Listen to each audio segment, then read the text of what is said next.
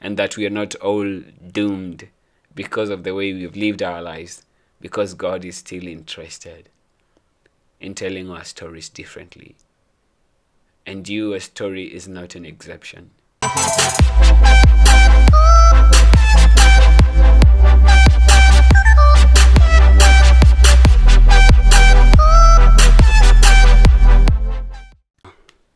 Hello and good morning. My name is Mungahsodes and this is Mungahsodes. And thank you so much for joining me. And today I just want to talk about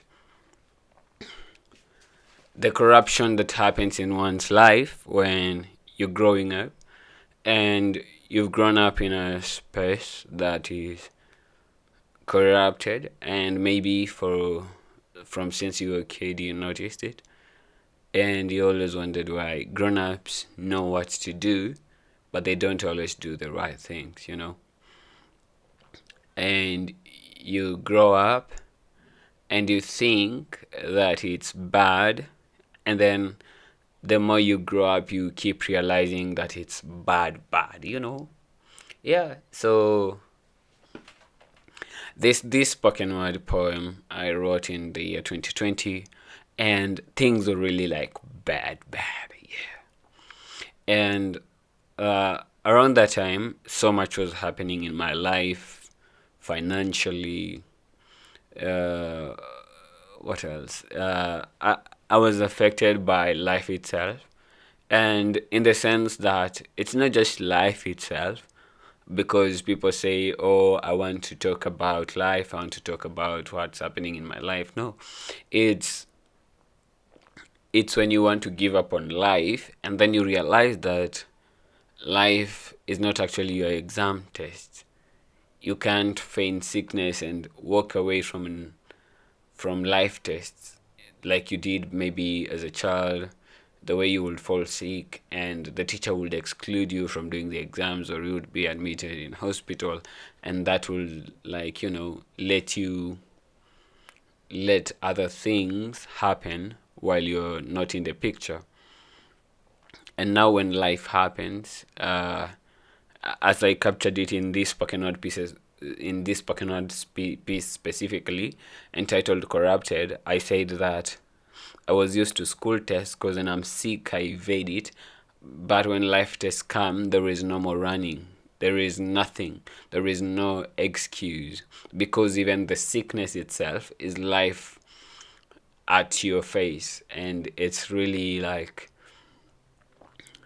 messing up your mind and really making you ask yourself questions like, really, is this really what you subscribed to when you were born?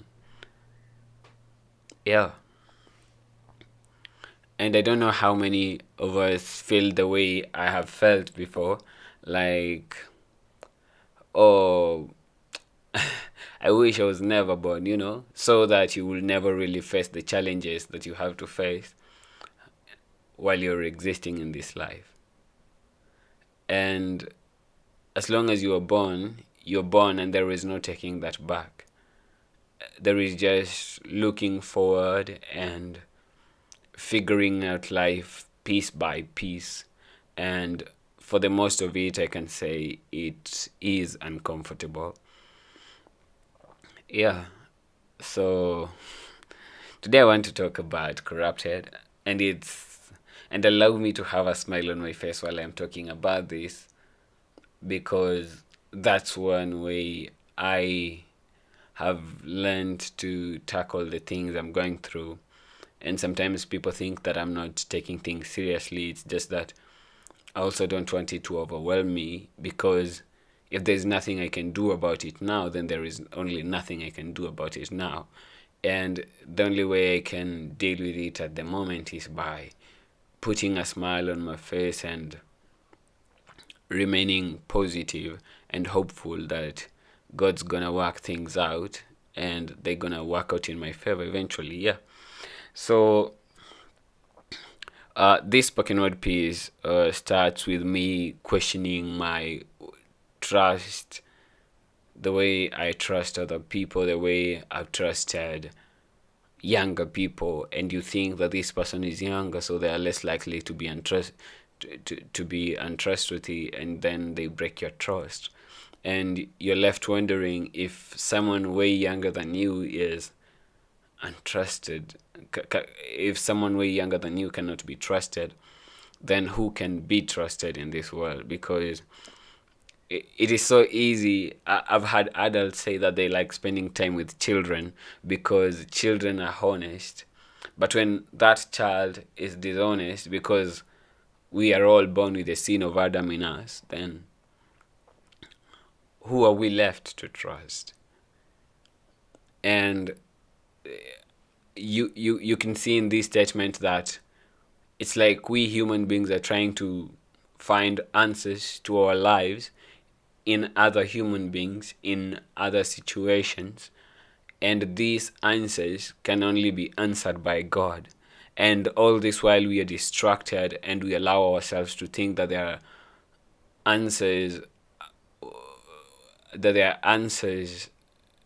and then the answer is just God. And it's uncomfortable because we can't see God, and we don't know that when we are angry and mad with Him, that He can actually see that, oh, I'm so mad and angry with you. And it's easier to take it out on another human being because you can see them. You can literally read their face and be like, yeah, I gave them my peace of mind, and then I know they're digging on that, And when it comes to God, just like the Israelites, they were like, yeah, God is our king, Samuel, but we want a king we can see, someone we can talk to, someone we can find fault with, someone who can be in our favor. And the funny bit is that nobody wants to give us favor more than God does. Yeah, so I'm crying, I'm in anguish in this spoken word piece. I'm like, let the floods just come and wash me away. Like, I don't deserve to be alive if I'm just like every other person that went before me. And now you're grown up and you're realizing that everybody is pretty much the same, that good people are capable of doing bad things, and even the younger people are capable of doing bad things. And then there is this interesting verse in this piece which says, Jesus is the same yesterday, today, and forever, and I'm trying to call him to let him know I'm different. And the reason I'm saying that I want to call Jesus and let him know I'm different is because we are encouraged by the scriptures to be like Jesus. But what if I'm not like Jesus? What if I don't know how to be like Jesus? What if I'm ever changing? I'm not the same person I was yesterday. What if that's me? Then how am I going to emulate this God who is always himself, yesterday, today, and forever, And that's where I was coming from with that particular line. And I'm trying to calling him, and oh God, I'm different. And I'm like, growing up is tougher than what I wanted it to be. The way we all, well, I'm not gonna say all, but for me personally, I imagine that if I grew up, go to campus, I'd be freer. I'd be free to do the things I wish to do. I'd be free to interact and use my time and my resources the way I like. And then you grow up and it's tougher. It's not as simple as you imagined. Or rather, it's not as simple as I imagined. And I'm faced with truths like, now I have to take responsibility for the things I didn't imagine I have to take responsibility for. I have to fight the battles I didn't really want to fight. And I thought that growing up allows me to choose, but growing up, while it allows you to choose the things you want, it isn't really the freedom we imagined it was. Because even in choosing the things we want, we realize that there are things beyond our control, things like resources, and things like how we feel about other people, our emotions. They come in the way. They get in the way. Our emotions, they get in the way of how we do things. they get in the way of how we do things and how we would like to do things, and it's no longer as freeing as we thought as it would be when we grow up. We're no longer as free as we had imagined we were gonna be. And I don't know how many people are there like me, like, it's not that freeing, it's not that liberating, but this is growing up. This is growing up. And yeah, I'm really excited I grew up, and I'm really excited that I'm still growing up, and I'm really excited that I figured out that you grow up and then you realize you're not a grown up. And what I mean is that you thought you know, and then you grow up, and then you realize you barely knew anything, and it feels like everything you felt you should have been taught was everything you were never taught. And you think that that degree or that diploma or whatever certificate you're gonna get straight after your the third part of your education after high school, and then now the last part of it, and everything you imagined you're going to learn through campus, you realize that is not exactly everything that there is to know about life, and that life is way bigger and wider than you were allowed to imagine. You see? Yeah, so that's where this Pokemon piece corrupted is coming from. And I'm fighting those feelings. I'm mad about it. At the same time, I'm bitter, and there is a lot of bitterness in my heart at that point. And I realized that I've been carrying in my heart so much bitterness because I wanted to blame other people for the things that were happening in my life. And these things were simple things that I should have dealt with as an individual, or rather, that I should be dealing with as an individual, because at the end of the day, my life is mine. And just because I was surrounded by particular circumstances, I don't have an excuse of reacting the way I'm gonna react to in these circumstances. And now, yeah, the real growing happens. The growing that comes with the lessons, the experiences that don't leave you bare. And it gets even weirder to see your friends who are going through stuff, and they keep on getting into that loop of the same. They remain in a loop of some sort. Like, they don't figure out that if I do this way, it's gonna keep resulting on this. It's gonna keep ending up like this. It's gonna keep ending up like this. And you're like, ooh, like, don't these people feel pain? Don't these people feel pain? Don't they feel the way you feel? Like, how can they allow themselves to continue carrying around the same thing over and over again? And you realize that it's a privilege to be able to even learn from your mess and decide that I'm not gonna let this put me down. I'm gonna carry up myself bigger and better. I'm gonna take this lesson, and I'm not gonna hold on to it 100% that everybody is like this, but I'm gonna be cautious that before I allow myself to trust another human being, that they're gonna have to earn that trust. And you realize that some of us who are easily to trust, especially like me, we realize that we really have to make people work to earn our trust, especially in the financial sense, because so many times, not once, not twice, not thrice, I've been kind of conned. I don't want to call it conning because it was me who was willing to help, but I've been lied to. Yeah, so as I was saying, I've been lied into believing that someone is gonna pay me back my money, especially the young mothers. And then they called me and they're like, help me with 60 shillings, help me with 200 shillings.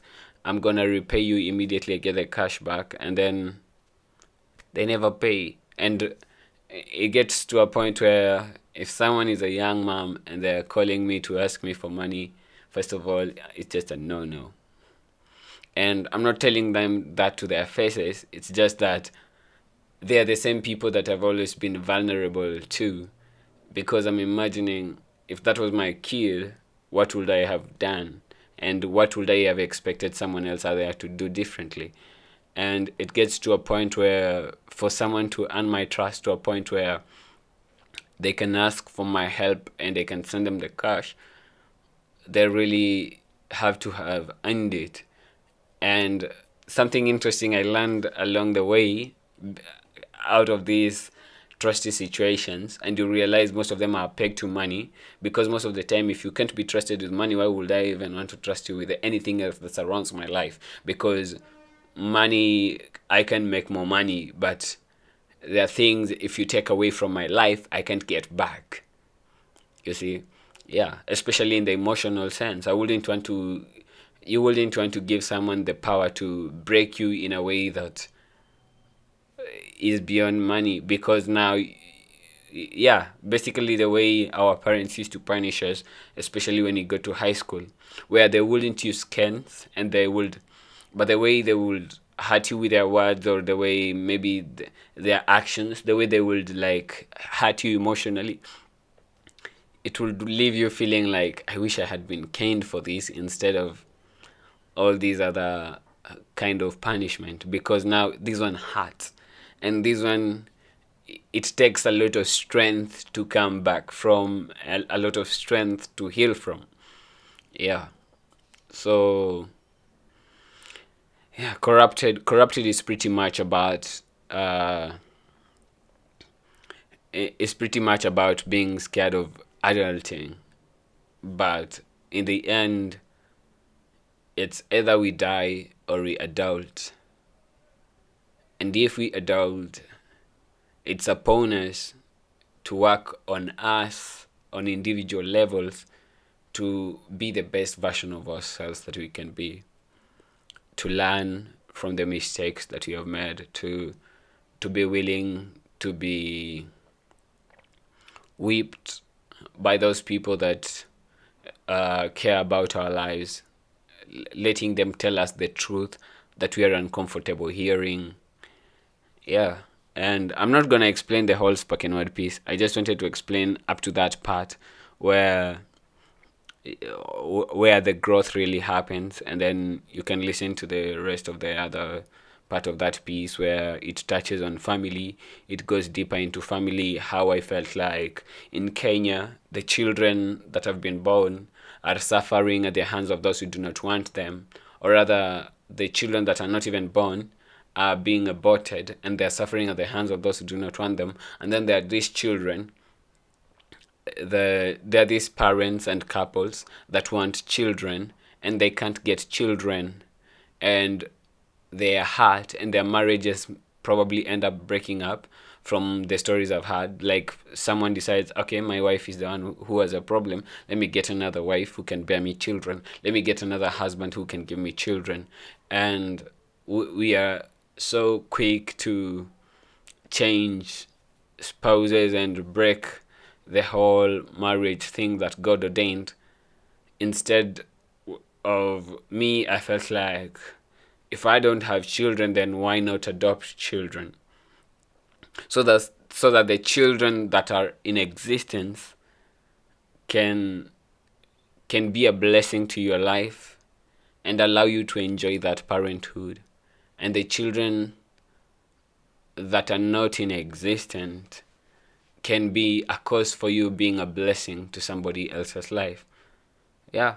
And around me right now, I'm so excited because I'm surrounded by people that have their own children and they've gone to an extent of adopting children.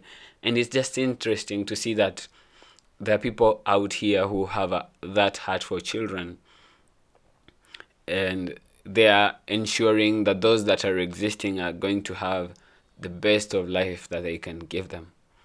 And it's a beautiful thing. Yeah, it's a really beautiful thing. Yeah, so that was my peace of mind in this spoken word piece, Corrupted. And it ends with, it ends on a note that gives you hope and reassures you that no matter the stories I've shared, no matter how painful those stories sound, it's still Jesus who gave me poetry. And I'm not writing like to kill your hope of you never finding love and the person to settle with. It doesn't change the fact that I still believe in love. I'm writing these spoken words so that I can enlighten those who are in the dark like me, or those who think they are alone like I used to think, and just tell them that Jesus is going to come through for them no matter how badly off they think they are in life. And they shouldn't imagine that they are too far gone for God to redeem them. Because in the last line, I say that though we are thieves and murderers, Jesus is still willing to dine with us in paradise. Because that's what he told the thief that was on the cross with him, that today I shall dine with you in paradise. And I believe that no matter how badly off we have lived our lives according to other human beings, that God doesn't see us the same way. And what he is saying to us here and now about our lives is that let us hold on to his cloak for the healing, for the miracles. Cloak meaning like the woman who touched him and she got healed from the flow of blood. Yeah. So let us hold on to him because he is faithful and he is able to come through for us. And that we are not all doomed because of the way we've lived our lives, because God is still interested in telling our stories differently. And your story is not an exception. You are worth to God just as much as any other person out there. It doesn't matter how many people they have preached to, how many people they have reached. God does not look at us that way. We are all saved by the same blood of Jesus. No matter how badly off you think you are, no matter how evil you imagined you are, there is grace for you. For where sin is, grace is. And where your sin is more, his grace abounds much more. And that's my peace of mind. Have a blessed time. This is Mungai, and this is Mungahsodes.